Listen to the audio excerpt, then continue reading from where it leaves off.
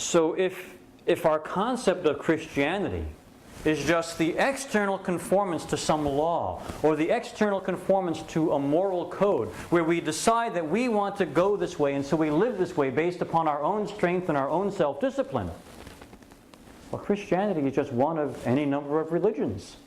And frankly, we don't need God. We just choose to live according to this moral code by our own strength. That's not what Christianity is. It is not an external conformance that we can do and choose to do on our own strength. And that's what Paul means here when he says, the carnal mind is not subject to the law of God, neither indeed can it be. Let's continue to explore that. So what does Paul mean by the law? Well, if we boil down the law from these commandments and condense it and distill it, we come down to two great commandments. And Jesus expressed this in the Gospel according to Matthew in chapter 22. When someone just comes out and asks him this question. In Matthew 22, beginning in verse 36, if I can get to the right chapter here, in Matthew 22 and verse 36, someone stands up and says to Jesus, "Teacher, which is the great commandment in the law?" And Jesus replies to him and says, "You shall love the Lord your God with all your heart, and with all your soul, with all your mind. This is the great and foremost commandment. The second is like it. You shall love your neighbor as yourself. On these two commandments depend the whole law and the prophets." So we boil down this law and we see this love for God and love for neighbor. And if we keep boiling it down, we keep distilling it even more, we come to a single word: love. And Paul says this himself as he continues on in the book of Romans. We go back a few more chapters and we come to Romans 13. We see Paul state this quite bluntly. He says in Romans 13 and verse 8, "Owe nothing to anyone except to love one another. For he who loves his neighbor has fulfilled the law. For this, you shall not commit adultery, you shall not murder, you shall not steal, you shall not covet. If there is any other commandment, it is summed up in this saying, you shall love your neighbor as yourself. Love does no wrong to a neighbor. Love, therefore, is the fulfillment of the law." But that only makes it worse. So is Paul saying only Christians are capable of loving? Absurd. It seems that the height of arrogance. Do only Christian mothers love their children? Do only Christian husbands love their wives? No, not at all. Again, it doesn't seem to be in touch with reality. But it makes sense when we come to understand Paul's understanding of love.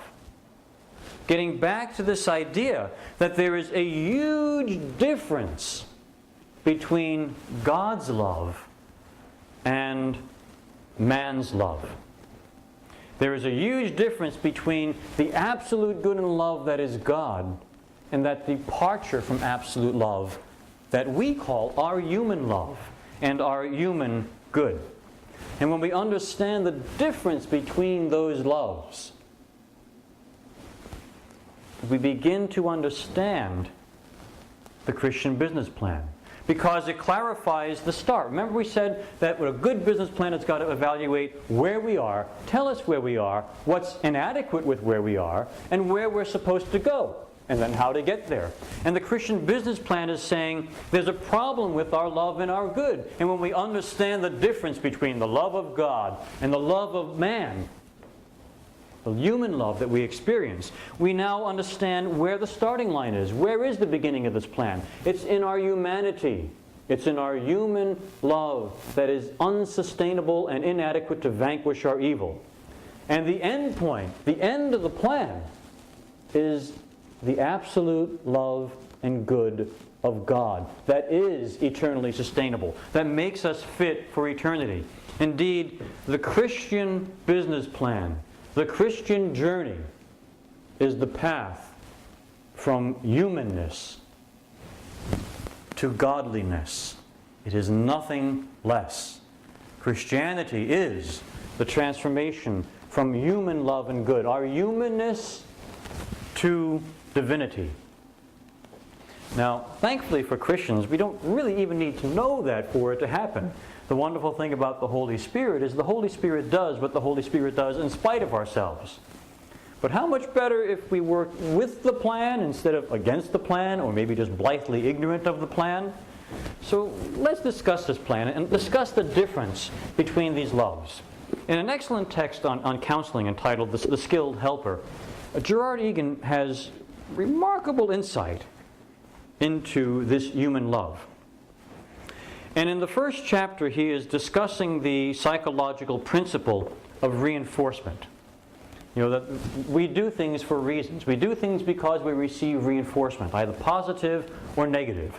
We do certain things and good things happen, so we are encouraged to repeat that behavior. Or bad things happen, we're encouraged to not repeat that behavior. And so in this discussion of reinforcement, he talks about reinforcement being the central principle of human behavior. And he goes on to say, beings that are not God by their very nature act in order to gain something when they act. There is no such thing as absolutely selfless behavior. People who are selfless find some kind of deep satisfaction in altruistic behavior, even when altruism means suffering some kind of loss. Interesting insight that the altruism we see, the love and the good that we see, is still rooted in what we receive, what reinforcements we receive. So, why might someone choose to do good? Well, there are innumerable reasons. We may choose to do good because doing good makes us feel good. It makes us happier. We may do good to win brownie points with God, to gain salvation, to escape punishment. We may do it for karma. We truly believe that what goes around comes around, and we want good to come around to us, so we put good into the world. It can be any of a number of reasons. We've been brought up to believe that God's way works. We want to live God's way so that we're happy. But do we see how it keeps coming back to self?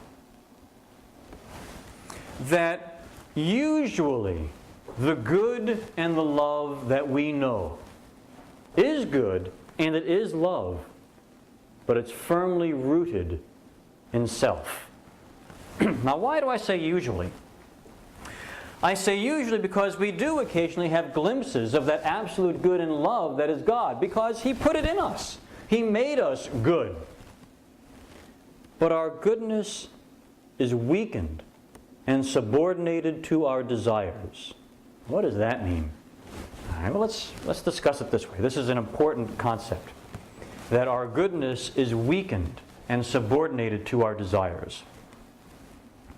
What are humans? Humans are a body and a soul. We don't have a body. It's not that something we possess that we can trash around and throw around. No, humans are a body. This hand is John Sullivan. This head, this body, this foot, this leg. My body is me. I am a body and I am a soul. And as a body, I have biological and psychological inputs that come into my body.